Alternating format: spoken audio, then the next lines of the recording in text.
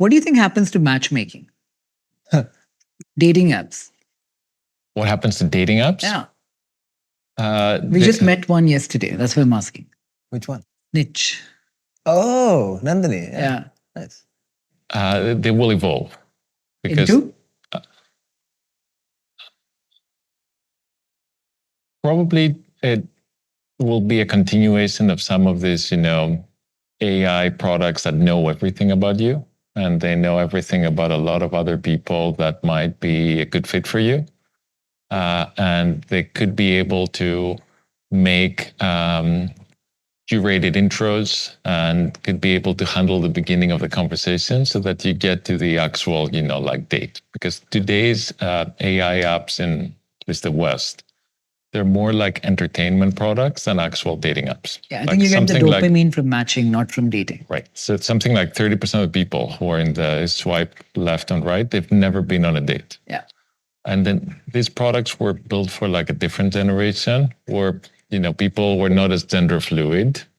And for example, if I'm like somebody who is on the younger side and is bi, just having like a straight profile on Tinder doesn't serve me as well. And the other thing that's going on, unfortunately, is there's a lot of data discrimination that's happening on the dating apps. So something like 8 to 10% of the guys get 80% of the dates. This is really bad news for humanity. And this speaks to a need that's in the background, like a demand for something new. So like, for example, if you're a guy and you're not getting any dates on any of the popular online dating apps, the best thing you can do is delete it from your phone, sign up with a new location. Ideally, you input a location next to an airport, because over there are a lot of people coming in and out. And the algorithm gets rerouted, again. So like, I think the future of online dating is going to be part of what people are using like ChatGPT to do their homework. So like anyone who's young now and they're just addicted to that behavior, they would expect a similar kind of experience for other parts of life. I believe like we'll all have digital twins. Like it just makes sense. Like, we already do in ChatGPT in the memory layer, like we're inputting so much of our information in there. And so I think dating just evolves very similarly where, why swipe left or right? Where if your digital twin is able to just figure out from this ocean of other digital twins who's the best match for you, they do the early conversations and then you just get to meet them. And you just trust the algorithm to do the curation. Today in Tinder, you're just filling out a profile that has stale data. But imagine if you could take your deepest, darkest, like all the things that you put in ChatGPT today to do the matching for you. It'll be far more effective because it does all the matching. And it's like, okay, then you have a slider. It's like, how different do you want them? Or if you have 3 different dates, it's like, one's like truly a magic 8-ball. One's like ideally matched to who you are. But is it an industry that you would bet on?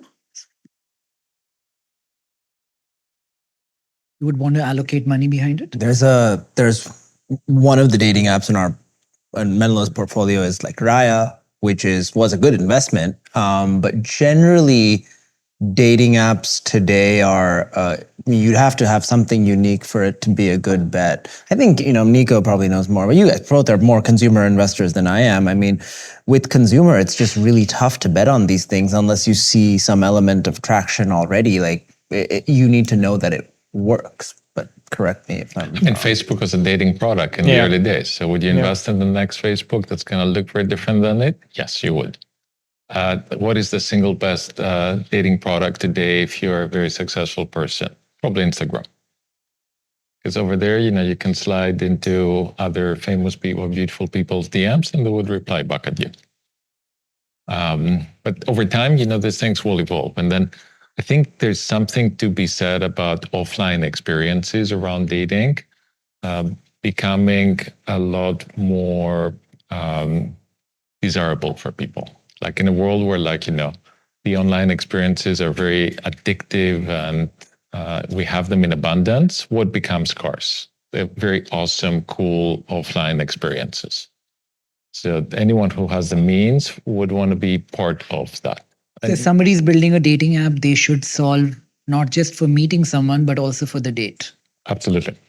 Yeah. So I work with one team called 222. They're in New York. How do you spell that? 222.place is the website. And what those folks are doing, something very simple. You're a newcomer to New York City or to LA or to San Francisco. You want to meet others. You can go and do a cooking class together. Or you can go and have like dinner, you and two other friends of yours and 7 strangers. And then alongside 97 other people, you can go to a bar. And people pay their subscribers to that. And it's growing really, really quickly. So the future of dating apps will be more offline than online. Yeah, and less swiping. I think that paradigm has come to run its course.